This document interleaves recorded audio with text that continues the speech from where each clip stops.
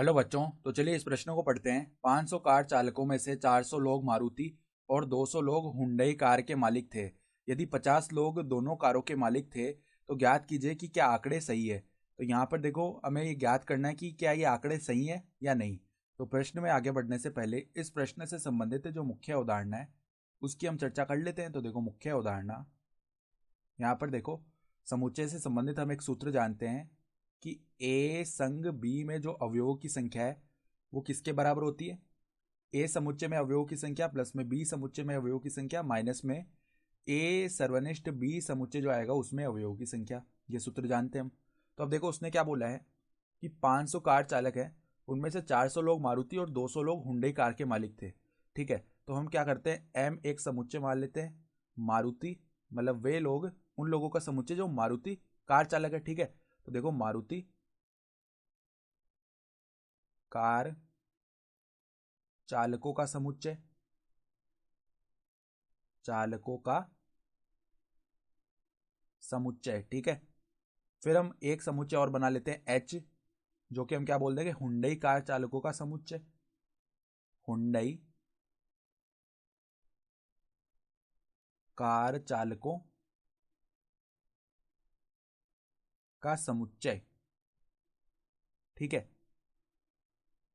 तो उसने देखो बताया हुआ क्या क्या है, 500 कार चालक है कुल। ठीक है, तो मतलब क्या हो गया कि मारुति या हुंडई, ये जो दोनों कारें हैं ये चलाने वाले कितने हो गए, मतलब या तो मारुति या हुंडई।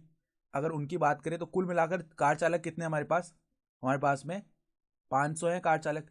तो अर्थात एम संग एच का मान किसे प्रदर्शित करेगा, जो कुल कुल हमारे पास में कार चालक है उनको प्रदर्शित करेगा। तो इसका मान दिया हुआ है 500। फिर देखो वो क्या बोल रहा है, 400 लोग मारुति चला रहे हैं। तो मारुति चलाने वाले लोगों की संख्या कितनी है, 400। तो एम समुच्चय में व्यक्तियों की संख्या 400 हो गई। और 200 लोग जो है वो हुंडई कार के मालिक थे। तो जो एच समुच्चय है उसमें 200 लोग आ जाएंगे।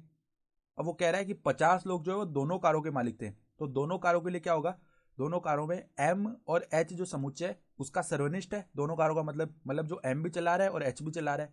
तो इसका मतलब क्या हो गया, एम सर्वनिष्ठ एच, अर्थात मारुति और हुंडई दोनों चलाने वाले, इनका जो सर्वनिष्ठ है इसमें अवयवों की संख्या कितनी होगी, 50।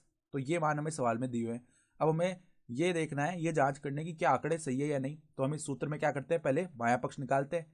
इस सूत्र का बायां पक्ष बराबर में देखो, अगर सवाल के हिसाब से लिखेंगे तो क्या आ जाएगा, एम संग एच। ठीक है, ये आएगा। तो इसका मान सवाल में 500 दिया हुआ है। तो अब देखो दायां पक्ष निकाल लेते हैं। बायां पक्ष है ये। ठीक है, अब दायां पक्ष निकालेंगे तो सूत्र के हिसाब से दायां पक्ष क्या बनेगा, एन एम प्लस में एन एच माइनस में एन एम सर्वनिष्ठ एच, ये बनेगा। तो यहाँ पे मान रखते हैं। तो देखो, 400 प्लस में 200 माइनस में 50। तो 400 प्लस 200 600 होता है, 600 माइनस 50 ये तो 550 आ गया। तो हम देख पा रहे हैं 500 जो है कभी 550 के बराबर नहीं होता। अर्थात यहाँ पर इस सूत्र के अंदर मान रखने पर क्या हो रहा है, मान बराबर नहीं आ रहे। इसका मतलब दिए हुए आंकड़े जो है वो गलत है। तो बायां पक्ष जो है वो दायां पक्ष के बराबर नहीं है, बायां पक्ष बराबर नहीं है दायां पक्ष। अतः दिए गए आंकड़े गलत है। अतः दिए गए आंकड़े गलत है। ठीक है, और यही हमें सवाल में बताना था। तो ये हमारा उत्तर हो गया। तो आशा करता हूँ कि आपको ये प्रश्न समझ में आया होगा। धन्यवाद।